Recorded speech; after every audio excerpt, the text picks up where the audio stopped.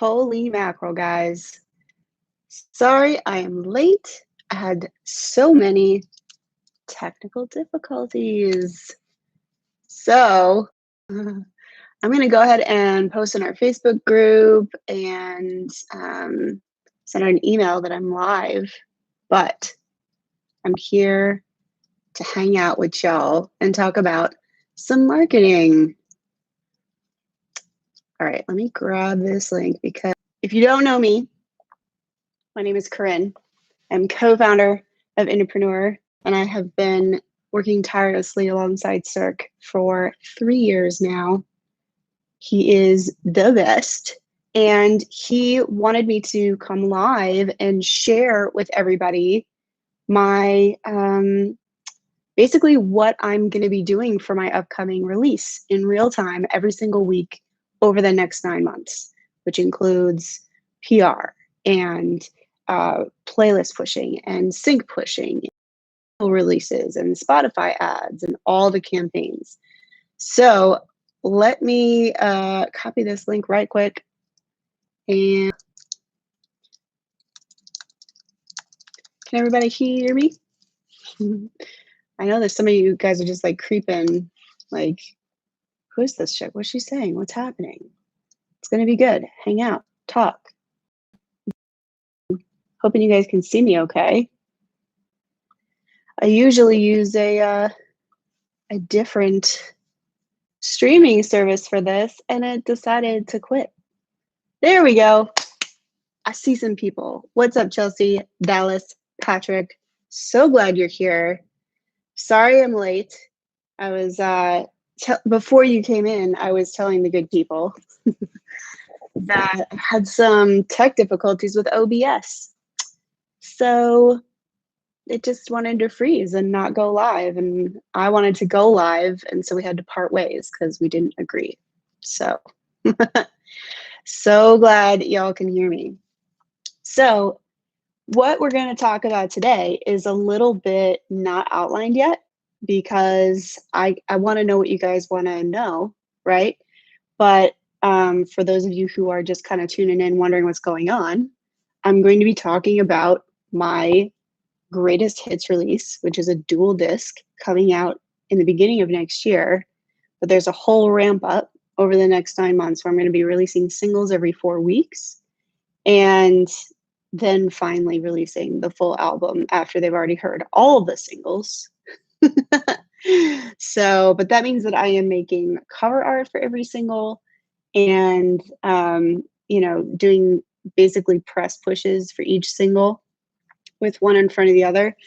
So here's the structure of things. There are 10 tracks, right? So there's 10 tracks, 2 discs, so there's 10 per, and they're all redos of songs that have been spanning the last 10 years of my music career, because my first album came out May 2008. So I guess it's the last 12 years. So I'm not going to date myself, but I've been doing this a while. So, and I basically took the songs that were the most popular, especially when I was back on MySpace, like what were the ones that everybody liked on MySpace and what have been the best sellers, over time. And I took those and I made them into new versions. Now, a lot of bigger artists, when they make greatest hits records, they just put like all of their same songs on there, and then maybe they'll put on like a new song, right? Or a single that kind of makes it new, right? Or they might remaster it, remaster it and put it out.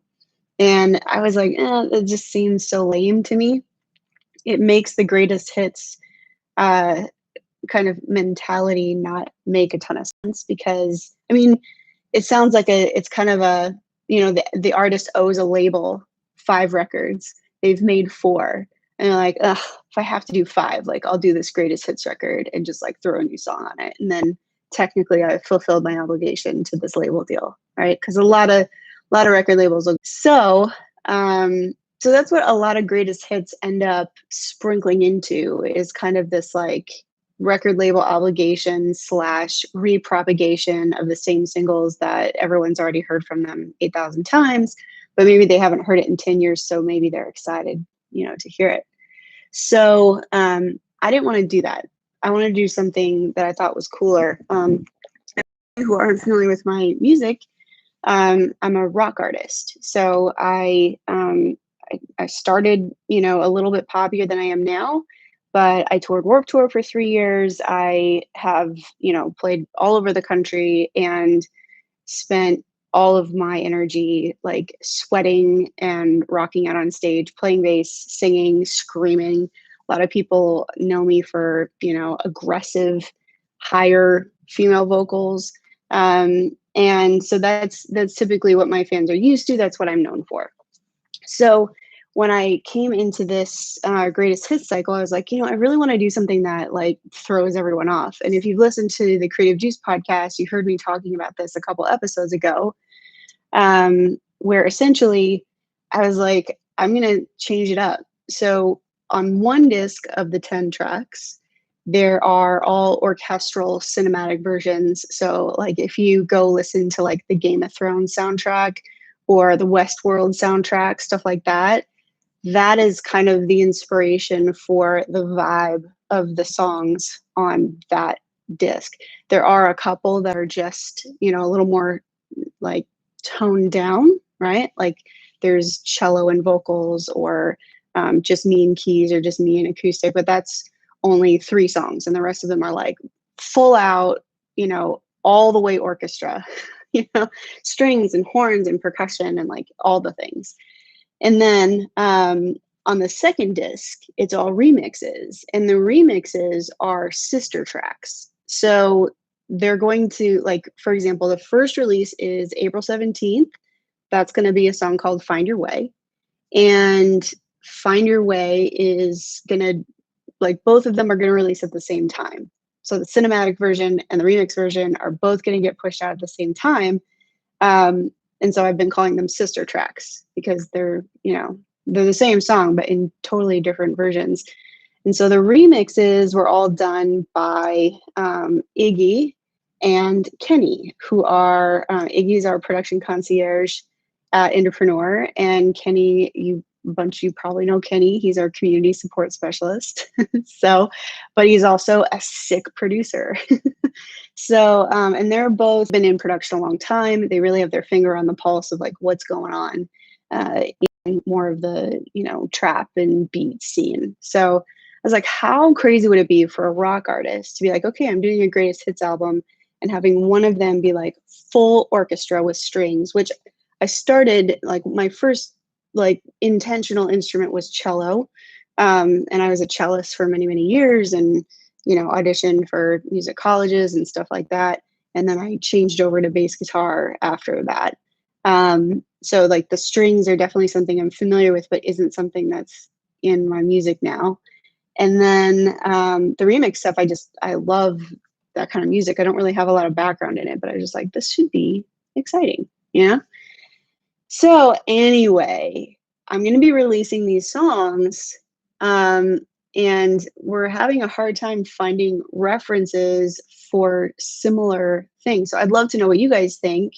Like, do you know of an artist who has done a greatest hits album, or even if they didn't do a greatest hits album, but like released a project like totally different genre from what they've done in the past? Not like they moved their whole career that way, because like you could argue like Taylor Swift, she started as country, now she's pop, but I mean, like, in the mix of it, release something that would appeal to an entirely different crowd.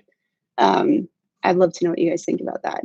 I know Garth Brooks for a while. Garth Brooks, like, he did, obviously he's a country artist, but I think he came out with like an adult rock, like a contemporary rock kind of album. Yes, Epiphany is right there with me. Chris Gaines was what that was called. And yeah, he did. That's the one. Yeah, and it was just a one-off thing. So I wasn't really paying attention. But people have been talking about it like as recently as like 2010. They did an SNL thing. Anyway, so yeah, an album, an all acoustic folk. Yeah. See, that's the thing. And so it's like, where is the difference between like the artist growing and the artist like just like, I'm gonna try something totally different. Like Garth Brooks did this rock, that's totally different. And then he went right back to country and he like had the same, he had an alter ego for that, right? He was like, well, this might have its own life. And I'll bet you that had taken off, he, maybe he would have done more with it. I think it just didn't, it didn't really cultivate what he was looking for. But like if you listen to Imagine Dragons before Imagine Dragons put out their debut, right? Their independent, their first like independent album, it was like old. It was, gosh, it's almost like Panic at the Disco. Like there's this like music theater kind of vibe, but it's all very like poppy and it's crazy, right? I don't know. So, let's not get into the rock debate of how rock Imagine Dragons is, right? But let's see, on my fans, when I veer from soul to pop, my crowd don't really follow. Yeah, that's the thing, right? Like people, they want to be able to go to what they know, right? And so if they're like, oh, I want to listen to this kind of music, I know what artist I can just go right to for that. I see this mic that I'm not using because OBS failed me is like in the frame. Go away. It's not going to go away. So I'm just going to put it more in the frame so that doesn't look unintentional. Duran Duran did it when they went funk and people followed after they split. Yeah, that's right. That's a great example. Very cool. People in the Facebook group need to know this is live now. Can you let me share? I'm gonna share the link. Thanks for the heads up. Cool. We're live, guys. Link. It's posted. It's officially posted on the original. There we go. All right. So anyhow, no Red Carpet Massacre sucked. Kanye West did an orchestral version of Late Registration. Yes, that's right. You guys are like giving me all the ideas because now I'm going to go back and like look at this. She is so great. So great. So yeah, I mean, it's been done before. And I mean, I wasn't trying to be like, no one's ever done this. Like that wasn't my point. But I feel like I wrote that down because I'm like, I gotta check it out. I know that people have done creative things, right? Like there's millions of creative people who have done creative things, but I still feel intimidated. Like even my producer for the orchestral album, he was like, do you find it? Or like, Queen had some stuff like that. Or, there's lots of rock albums that have orchestral stuff in the Disney, which is kind of crazy. But so I was like, no. And he was like, okay, I'll just do what I do. And then he was like, realizing that girls thought he was cute. He could probably sell more records. I mean, it did. It worked really well for him. So yeah. So the challenge is, all right, do I run, I obviously now and get it sent to them at the end of this month or the end of April, hopefully. Fingers crossed, because right now, and we'll get into this, but right now the timeline is not running on pace. We are not running on pace. So remix, and it's in like a dual disc case, which I'll be sure to show you guys in a future episode once I get them. But then you can also order this. It's going to be released every 4 weeks until they all come out. So 40 weeks from now is Christmas-ish, which means that the music industry and all music press tends to stop. So like in November and then skip to January. And I was like, okay, so I did it. But so I planned on that. But I get all the songs ahead of time, which means, and I'm not like famous, so I'm not worried about like, oh, but the fans are gonna leak it. Like, it's like, okay, well, if they leak it, they leak it. So here's the question. Do you run new fan finders, right? And it's funny because we talk about this in the training all the time. If you're running fan finder campaigns for a video that may have a very different flair than the last video, You can run it to a lookalike of people who watched that video, but then you also may want to test some new audiences, right? Like you might want to make sure that even though you know that these people dug this video, maybe an entirely different subset of people will like this side of your music. And so obviously that's what's going to need to happen with these songs, right? So I'm starting entirely over as far as that's concerned. So I was looking at like genres and stuff, and for the classical or for the orchestral side, it's like classical crossover, I guess, is like a genre. Anybody here do classical crossover? um, so that's kind of like the angle I'm going with that.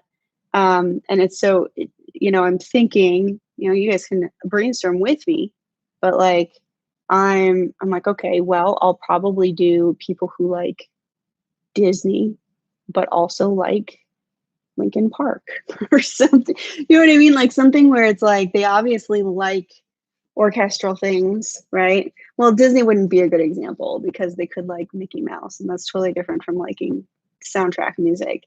But you know what I'm saying? Like people who like orchestral things, but also like rock things. So I've been building out those audiences. And then on the other side, the remix side is a little easier, right? Because it's basically like the SoundCloud crew, right? Like all of the things that are on SoundCloud. So lots of trap music and kind of underground dance and underground future bass, future house, that kind of stuff. So it's not it's a more expensive crowd. Like the cost for everything, the CPM is going to be higher because it's a more it's targeted a lot. So yeah, I don't think soundtrack is a targetable audience, Dallas. And I would be sharing my screen more, except OBS didn't let me. So next week I'll be sure to share because I've got all kinds of like spreadsheets and nerdy things that are helping me organize a bunch of stuff. But I'll just build a little quick ad set and see what that looks like. Yeah, so my audience insights isn't giving it to me. Interest, soundtrack. Yeah, I mean, yeah, it's kind of all over the place. It looks like, when you look at like the page likes. So if you guys want to kind of do what I'm doing, if you go into Business Manager and go into Audience Insights, it's in there. But like if you look at the page likes, like it's all over the place. People who like Coca-Cola, right? If you target people who like Coca-Cola, you may as well have just left it wide open with no targeting. Because unless there's all ages, all interests, probably could be liking that, liking Coca-Cola. So let's see. Patrick says, just throwing it out there, but if you wanted to send a track or two privately, could give you some suggestions back of what we feel it sounds like. I cannot do that, Patrick. I want to do that so bad because I'm very excited. Well, there's a couple reasons, right? Firstly, I don't have my orchestral masters back. I was supposed to have them 3 weeks ago-ish. Well, 2.5 weeks ago. And we had some problems getting the vocal placed in the mix. Just, for the same, like I was saying, there's no close references to what we're looking for. Like if the Game of Thrones soundtrack or if like the Westworld soundtrack, a couple of them, right? Not all of them fit, but if some of them had vocals on them and then they were rock vocals, that would have been flames. That would have been a great reference. But there's just not a lot that we could find that does that. Is classical pop. I think classical crossover is what I've been able to find. But anyway, so my point is that one, I cannot send you, I'm kind of looking here. Yeah, classical pop, classical rock. Classic rock comes up, but that's not what I want. So the masters aren't in. We finally got to a place with the mixes 2 days ago where I sent them to mastering. I was like, they're finally ready. You're going to need to do this stuff with it. So that has not been at all stressful. Um, and I've been trying to just be, it's funny, and maybe we can talk about this too, but like when you're working with people, right? Like it's really important to be reasonable and not let your emotions or your stress or your feeling of timeline get in the way. What I've discovered is that if you take creative people, which and master engineers, they're just as creative as the musician side of it. They really are. And if you put too much on them at one time, like if you're like, we have to get this done, they're going to wear out their ears, they're going to tire out their perception. They're just not going to be objective about, the mix anymore. They're just, because they're trying to get it knocked out. So I've been trying to be very, patient with that, but it's still very difficult because I'm like, the first single's in 3 weeks. I need to submit for Spotify editorial, and order discs, order the albums for God's sake. So yeah, anyway, so I can't send you those songs because of that. Secondly, I can't send them to you because, and we'll be discussing this more later, but I am launching a membership site where they get early listen access. So if I give them to you, I'm undercutting my best people. So I am really, and you guys have heard me talk about it on Creative Juice. I'm like, if I have a list where I'm like, sign up for email and you'll get it before, the general world. But then I'm like, but if you give me your text, if you give me your SMS information, I'll text you before the email people get it. And if you join the Facebook group, you get that before the text list gets it. You know what I mean? So I feel like I really am very regimented about that because I don't want to undercut them. You could set it up to self-destruct after one listen. Well, as mission impossible as I am, Patrick.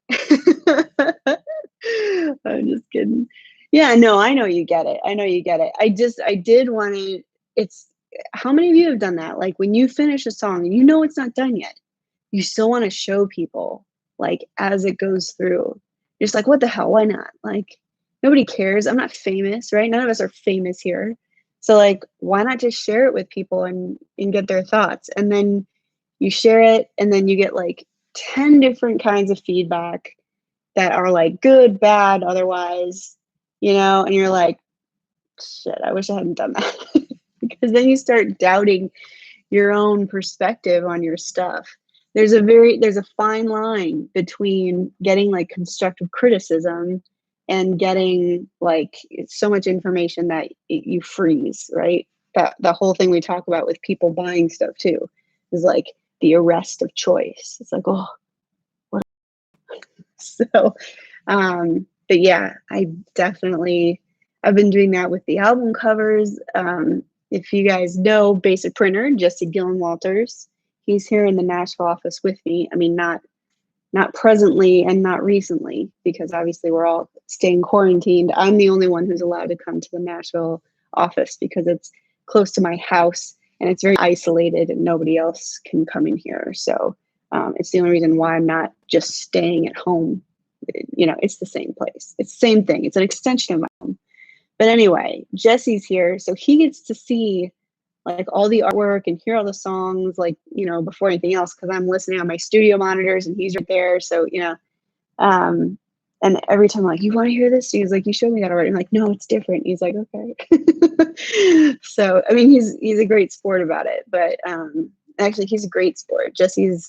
Be friends with Jesse Gillen Walters because he will make you feel like you made the best music or the best art ever. So yeah, exactly. Trust your gut. Yeah. People, especially like, but my dad listens to like NPR. So I don't know if he really knows like what the vocals should sound like in a mix. So anyway, but that's a whole other thing. All right. So that's what's going. So, all right, we're talking about the 2 discs, 10 tracks each, different genres, strategizing the fan finders, right? Like, how are we going to find these new people? And then also understanding like, I'm still behind, guys. I'm behind on everything. Because I don't have the music to do it to, and I've allowed that to let me delay. My photo shoot was supposed to happen, basically, let's see, was it March 18th, I think? Yeah, so all the press photos for the album and everything else were supposed to happen on March 18th. I don't know what your world is like on March 18th, but that was when people were hunkering down. So I didn't get photos done. And same thing with videos. Videos are going to happen pretty much right after the photos. And so in 2 weeks. Easy, right? How many of you are shooting your own stuff, like your own fan finders and your own any kind of music videos or taking your own photos? Because I'm not good at it. I couldn't even do it for me forever. Didn't work out. Didn't work out that way. If there's anything ever that highlights why you should learn to do your stuff yourself, it's a pandemic. It's when you need to stay away from other human beings. It's a great way. Yeah, Erica's that. Yeah, definitely. So, it's definitely there's a lot going on there. So I and my whole structure of the order of how I was going to release these was really dependent on this too. And SoundCloud, like the remix album, I'm like, what is that going to look like? Like, is it just going to be a glitched version of, you mix and master yourself? Oh, I did that for my first album. Actually, my first EP and my first full length. I did that myself. And I was like, no, thank you. Marvin's video card went out and your photos and videos are not accessible. That's never what you want to happen. Yeah, it's just crazy. That happens even when I'm recording training. I don't know if you guys heard, I just wrapped the green light warmth boosting like full training. We've got a 1 hour version of that in our ground report section for pro members, but I finished like the whole training, a whole training, I should say, on it. And that's supposed to launch in like a week. And I realized that in one of the lessons, like the longest lesson, of course, my audio just cut out like halfway through for no apparent reason, just stopped. And I'm like, okay, I guess I'm shooting that all over again. Tight. So anyway, yeah, so I know that pain, definitely. So, all right. So I'm going to come back, I told you guys, I'm running PR, I'm running playlist pushing, I have a sync agent. I am doing singles every 4 weeks. I'm selling dual tracks. I'm selling merch specific to all those tracks. If any of you have heard me on the Creative Juice podcast talk about the Shirt of the Month Club, I'm doing something kind of like that for these singles, where it's like, okay, the first single is Find Your Way, and both sister tracks are going to come out. And I'm doing basically a shirt or some kind of apparel, right? It's not for sure going to be a t-shirt. It could be a hoodie. It could be a tank. It could be a hat. I don't know. And then an accessory. So probably maybe that would work for the remix kids. Anyway, I'm like, let me think about it right now. So yeah, I've done, different kinds of jewelry. I've done like wall art. I've painted shoes. I've done, all kinds of these little accessory type things. And the idea is that one or the other will be less expensive, so that if people want to buy, they want to, get the whole thing, then they can put down, 30 to 40 bucks or whatever. And if they just want a little thing as a memorabilia, then they can buy this like 3-piece button set or something for $5, So that's going to be coming out with every single, but not just every single, every sister track, right? So Find Your Way will have a cinematic version and we'll have a remix version of apparel and the accessory. And chances are I'm probably going to just like make a glitched version of one, right? Because holy hell, otherwise it might be way too much. But why not be assertive in your goal setting? You can always like detract it, right? Well, now I can't because I'm telling you guys about it. But like if it's in your own head, like who's gonna know that you didn't do that thing because you got, burnout or overwhelmed? So anyway, yeah. So I'm doing the merch thing, and then I have a membership, like I was saying. And next week I'll go over that more. I started using a new tool called MemberSpace. We're actually working on launching this indie deal for it ASAP, hopefully Monday. I hope I get it Monday. But it's a lot like a lot of other, we currently use MemberMouse. All the words, man, like when Spotify and Shopify and like all the if-Is came out, I was like, I never know what I'm saying. And now it's member something. So we use MemberMouse for Indepreneur. And I'm using MemberSpace because I'm on Squarespace. And they originally built MemberSpace for Squarespace. That's why it's called that. But now it's also compliant with Wix and WordPress and a bunch of other things. And in my opinion, it's less expensive and it's more easy to use and I don't have a WordPress site. So there's not a lot of options for Squarespace, but basically all you do is you just like put in the URLs for your member area.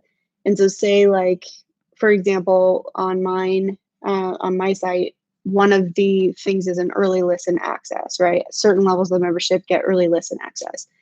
So, and then there's like all of the tracks, right? So it's, url.com/members/early listen /name of the song /version, right? So member area, I can just do /members/early listen, and it'll cover everything that's under that, right? And so I can file all that as locked content with MemberSpace. And if anybody tries to go there that doesn't have access, it'll prompt them to either log in or buy. So I love that. And that's something that's going to be happening. The Sun Collective says, what do you think about tip jars on the website? I don't have a hard opinion about it. I don't use them. But I just try to give everybody an opportunity to buy stuff instead, So, however, if you're doing a lot of like performance live streams, which a lot of people are right now, I don't think there's anything wrong with having a tip jar. That it definitely kind of like carries that mentality of like pass the hat, right? If you're playing at a coffee house or whatever. So I don't think it's insulting to anyone to have, have that going on. Like, I don't think it's like cheap or has any kind of negative connotation to it. I just haven't used them. I would rather make merch or give people an opportunity to feel like they're buying something, but that's just my preference. Like, it's not because I'm like, oh, tip jars are gross. So yeah, I think tip jars are good. It gives people an opportunity to, give you something lower commitment. I think, it's possible that some people would be like, well, if I want to buy merch, even if it's only $2, I still have to like fill out my information and put a shipping address. And, people are really lazy and maybe they'd just rather tip you than buy something because they're that lazy. And if that's the case, then, the tip jar is perfect for them. But yeah, I think they can be great. I don't use them, but if you're using it and it's working, power to you. Marvin says, have you thought about hosting a virtual listening party? I'm doing that, Marvin. You're reading my brain. So here, I'll kind of list. I'm going to show you guys a little bit more next week when I get OBS to work. But some of the stuff that I'm offering, like higher tiers, the listening party is actually, let's see, there's actually 6 because there's a free version, but it's hidden. There's a free version where they don't really get much. It's basically the same as the Facebook group, but they still get to be in the site and feel like they're part of it. So, but I have a $1 and then I have a $5, which is called the Choice the choice membership, which means they can either pick cinematic content or pick remix content and not both. And then I've got a bronze, gold, and elite. So, which is essentially top 3 levels. So those top 3 levels get a listening party. So not only do they get to hear it early, but they're going to hear it with me first live. And we're going to chat about it and just hang out for an hour, right? So they'll get that, and they'll get, as soon as that listening party is over, then they get downloads. And I'm actually offering stems to the remix crowd.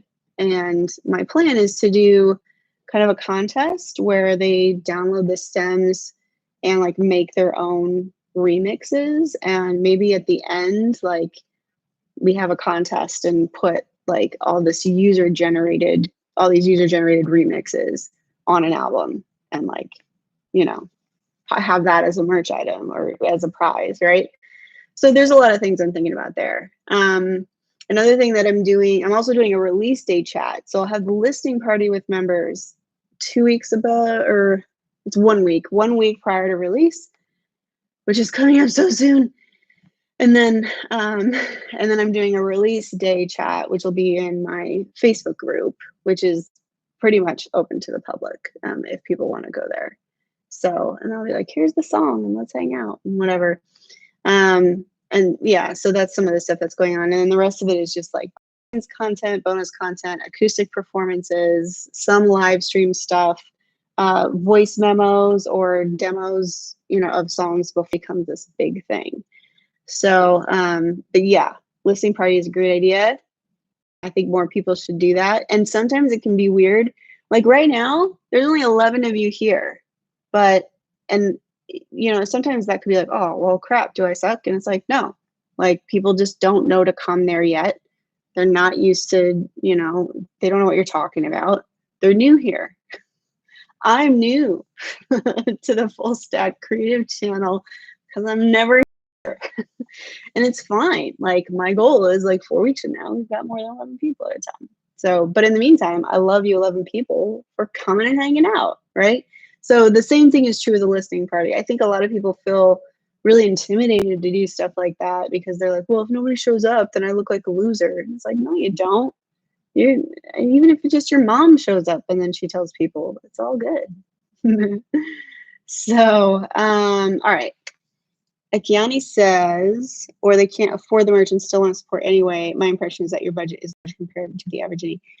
Yeah, my budget is bigger.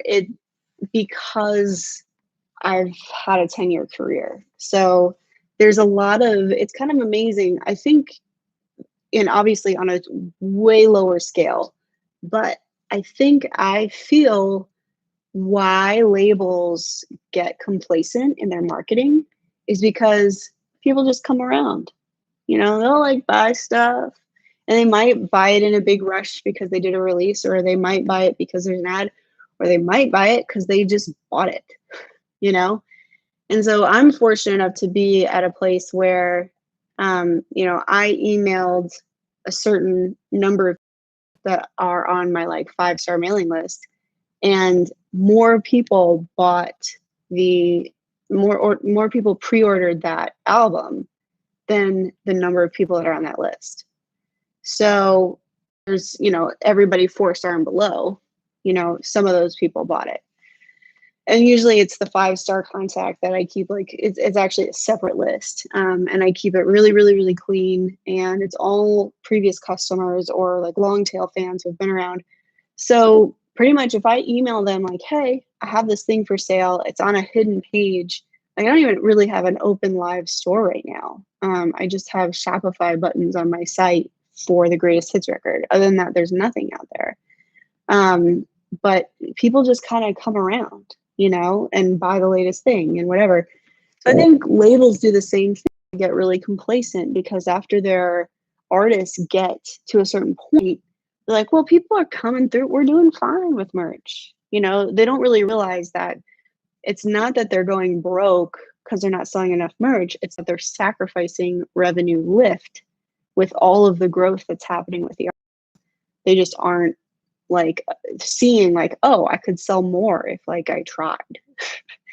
So anyway, yes, my budget is a little bit more developed than I think a lot of indies. I wouldn't consider myself a grassroots artist like a lot of indies are.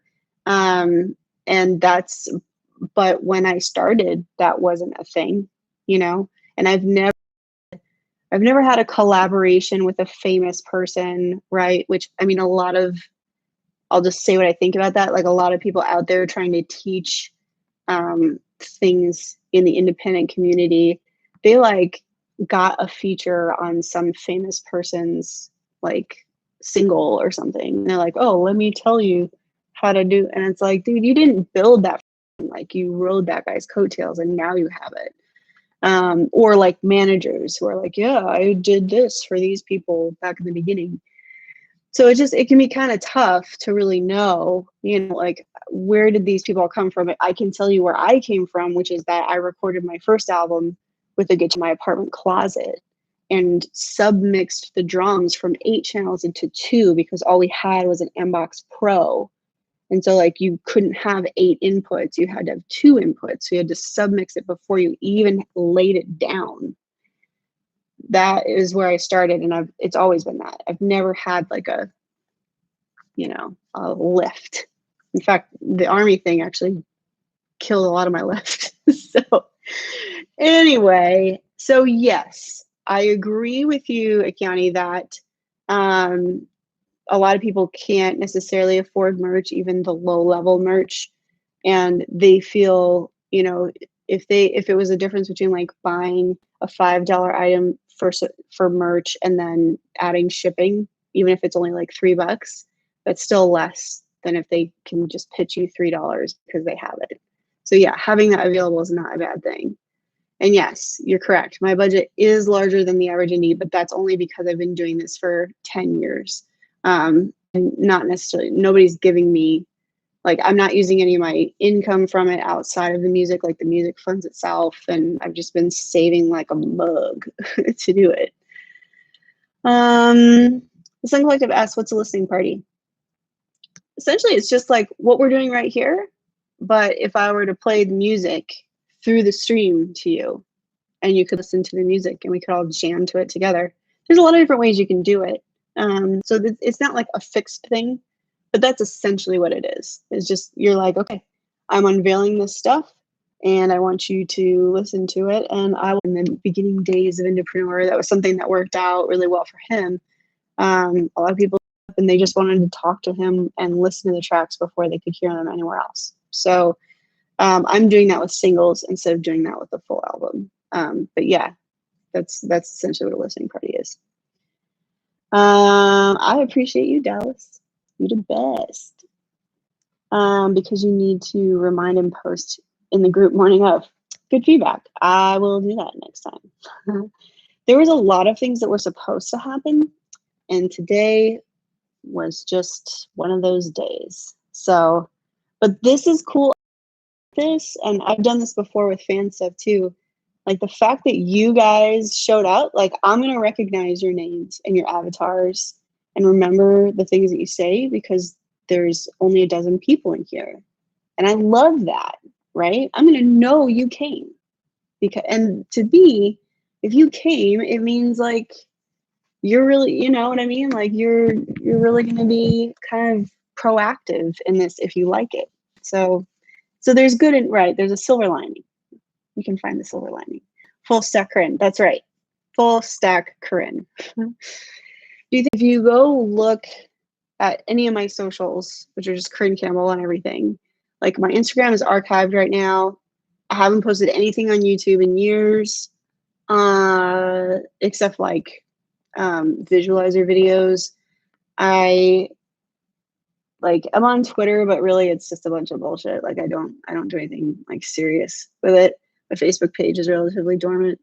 And that's just because I've been in this quarantine and not a pandemic quarantine for the last couple of months, but a quarantine of the psychological recovery of leaving the military, you know, 2.5 almost 3 years ago. And I told the fans that I was like, look, this messed me up and I'm just gonna go. I'll see you guys on the other side. And the only people who have really been getting things from me consistently since then have been the mailing list, and they get stuff from me all the time. And I tell them very frankly, like, this is where we are. This is how close I am to getting these songs. And they've been hearing about the Greatest Hits album for like 2.5 years, 2 years, and they've just been patiently waiting.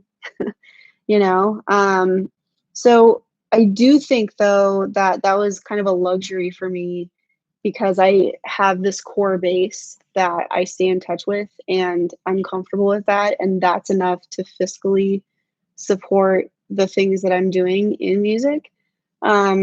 So I don't necessarily think that would fly with everybody, right?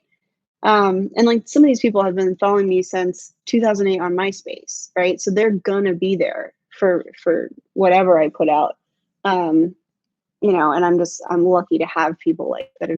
I need to do more than that.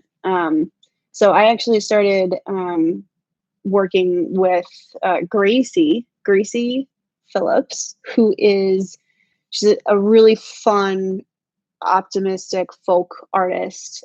She was in one of our indie founder classes, and actually now works at the Nashville office, not currently, pandemic, at home, but works in the Nashville office.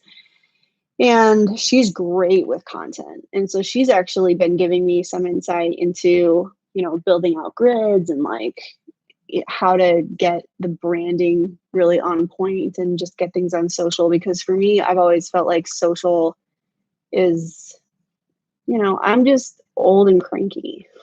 I'm like, it's just, there's so much going on. Like, why does anyone care about my cat?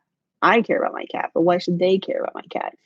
But Grace is like helping me figure it out. So I do think that we need to be communicative. So whether that's on socials, or whether it's an email, or whether it's wherever, in a membership site, anything, in a podcast, right? Through YouTube, doing videos, doing live streams. Like, I think as much as we feel like we need to be everywhere because we're independent musicians and that's what the industry teaches us, it's more about like, are you communicating with the people who find you valuable? And so do we need to do more than release music? Absolutely. Because, think about it. We're like, okay, I'm putting out an album of, like, let's be generous, 12 songs that are 5 minutes each. That's 60 minutes. I spend more than 60 minutes with people I don't care about. I get more FaceTime than 60 minutes with my Starbucks barista in a year. You know what I mean? So yeah, we have to do more for people to be involved, because really, as much as we pour into the creation of music, it just simply does not consume enough time for a person to think that it's, a high priority in the things that need to be logged in their passion part of their brain, So I definitely think we need to do more than that. That was a long answer, but you get it. Dallas, are you going to be doing much with syncing, or are you leaving that up to your agent for the most part? I'm definitely going to be experimenting with syncing. Okay, so the idea, I've got press, sync, playlist, right? I've got people hired to do that, but I'm also going to do my own things the indie way, right? Because I want to see, I'm going to experiment. Like, does it actually help, right? The PR company that I have is great. Like, they have a resume. I've worked with them before on not my career things. And I know that of the thing that we all call PR, they are qualified. Does that mean that's going to help an indie career in any way? We shall see. So I'm going to work with them, but I'm also going to do my own stuff and send my own pitches and try to, do what we would do on the indie side. Same thing with sync. Like, yeah, I have a sync guy, and he has friends in publishing houses, and there's all kinds of connections that he has. But also, I'm going to put my shit on Submit Hub. You know what I mean? And it's like, what will result from that? So, oh wait, is it Submit Hub? Wait, Am I dumb, guys? Submit Hub does both, right? They do both sync and playlist. There's another one that I can't think of that is, oh yeah, it's not Submit Hub that I'm thinking of. What's the other one? We have an indie deal with it. That's how bad I am at this right now. Do you guys know? Not Submit Hub, but Song Trader. I remember it, technically I remembered it before it loaded, but it just loaded, so I didn't see it there. So, like, what pans out? This is an expensive experiment. I still think I'm a little bonkers for doing it, but I want to know. I want to know because I want to keep doing this. And I figure it's not only is it helpful for indies, which, I mean, that would make me such a martyr, right? But like, I need to know for me. And you guys just get to learn because I'm going to share it. But like, I want to have this career for a good long while. And I want to know what investments are worth it and what investments aren't, which is why I want to share it with you guys as it happens. Because I think it's really easy for us to like go through something and then at the end of it be like, okay, this is my summated feeling about this experience. And so that's what I'm going to present. But there's something about the rawness of like frustration or success, and that actually happens like in your brain as it happens. And so I'd rather share that with you guys so that you can, see the nitty gritty and not just like the politically friendly wrap up at the end, So anyway, yes, I have used Taxi, Patrick. I have never gotten anything out of Taxi. Ever, ever, ever, ever. And I first started using it in, like 2008, 2009, like when I first started. And it was like $500 a year then. And I don't know what it is now, but I would guess it's not much cheaper. Yeah, things from back in the day that I used a lot. I used Taxi, or I tried to use Taxi, which was ridiculous because you spend like $500 something to, be in there. And then another like, 10 to 20 bucks per submission. And every single time they're like, yeah, it's not a fit. And I'm like, okay, that was fun. Thanks for that, Yeah, I hate Taxi. Agree. I worked with Sonic Bids a ton. So much. I don't even want to know how much money I blew on Sonic Bids. And the real bummer about Sonic Bids was like at first it was pretty legit. And then as I got into like 2010, 2011, more and more it's like I was submitting for like these free opportunities to work with like radio or like people doing rating campaigns or press campaigns or whatever. And then they would come back and like pitch. Like they wanted me to buy this package from them. And they're like, you've been accepted. Now pay us $5,000 to do this thing. And I'm like, you gotta be kidding me with this. Like, why did I submit to you so you could sell me something? That seems ridiculous. So anyway, Sonic Bid got worse and worse. I don't even know where is that now because I haven't looked at it since like maybe 2012. I did get it, there were a couple of live performances that I got through Sonic Bids, but that was earlier. And then as it went on, like, they were either charging more and more per submission, or like I was just getting so many declines that it just was like, or so many pitches. I was just like, all right, the summation of this is not something I want to be in anymore. So, but those what I used a lot. And then Reverb Nation, I used a lot. I don't use it anymore because like Reverb Nation was tight when it started and then like it never grew. It just stayed the same. Like it's been the same in a lot of ways since like 2012.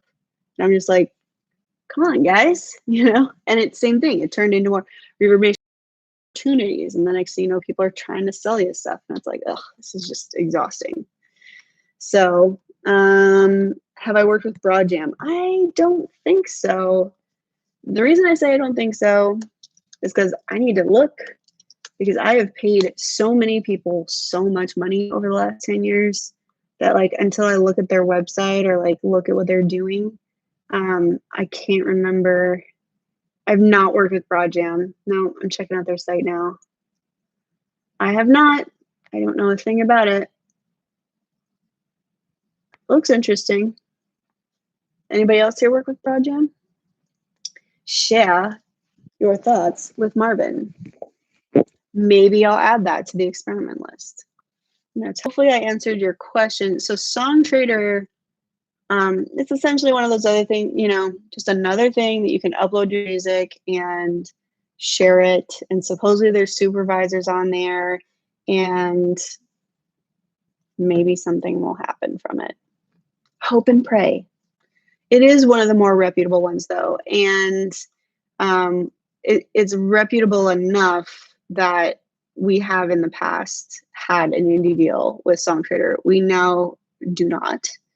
And the only reason for that is just because for indie deals, we negotiate. We're like, we don't want an affiliate payout. We just want you to give indies the discount. Like, you don't have to pay us anything. So take that 25% you're going to pay us and give that at a discount to the indies instead.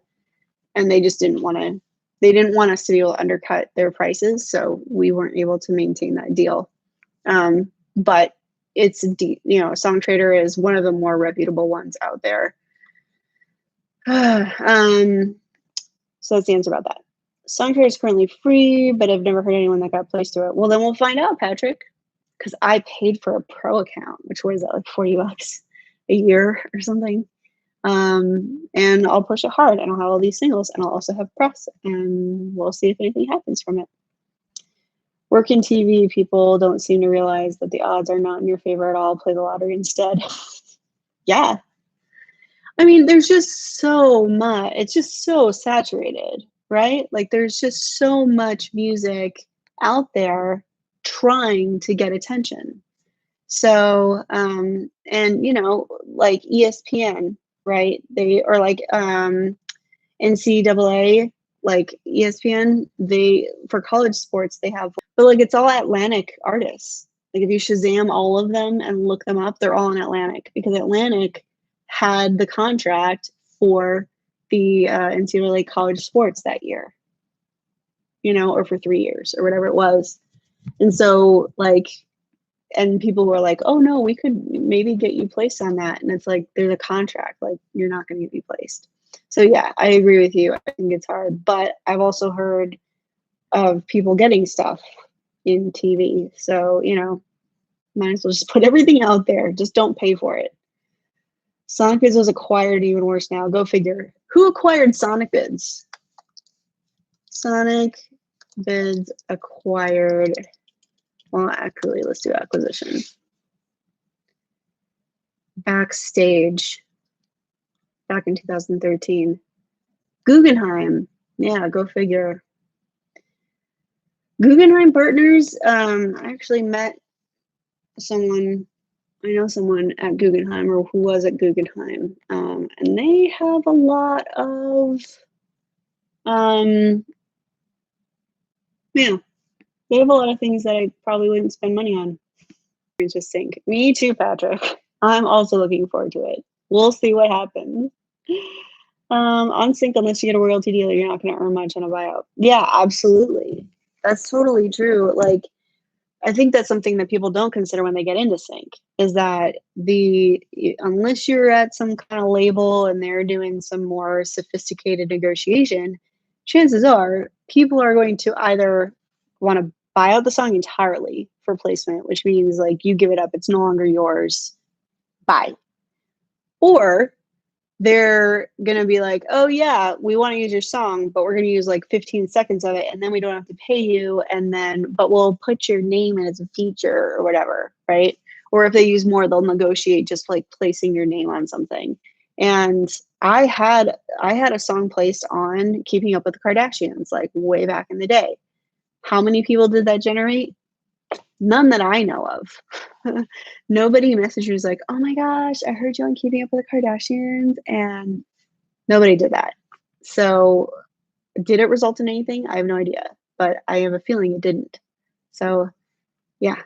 So anyway, that's my 2 cents on that. Like, there are certain networks like MTV and E, and I feel like even Lifetime, sometimes they've got music supervisors that will go outside of the contracts that they have for fixed stuff.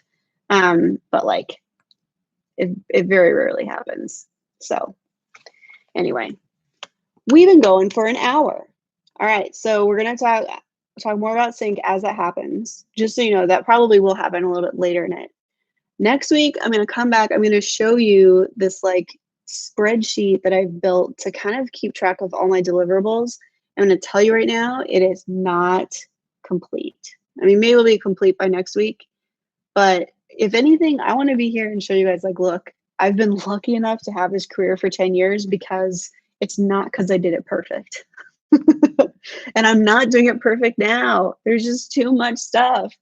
So, but I will show you kind of like how I'm trying to keep track of like, okay, these people get this content at this time, and then I need to make this content by this time so that I can put it up here and upload it and have this amount of lead time, right? So I'll show you that next week, and then we can talk a little bit more about, I'd love, if you guys want to come back next week, let's talk about memberships, you know, like, have you considered one? Do you feel like you need more people to do it? Do you, you know what I mean? Because here's the thing, like I told you guys, there's a free version. There's a $1 version and there's a free version of my membership. And that is because I don't feel like you have to be in a place where you can charge people $10, $20, $35 for a monthly membership. So, but if it's a free membership, they still feel like they're getting in on something, you know, ahead of it. So consider that for the next week. Like, is there something, all of this free live streaming that you're doing on all these social channels, could you do that in membership? Is it worth considering? Even if it's a free one, you know, might be worth it.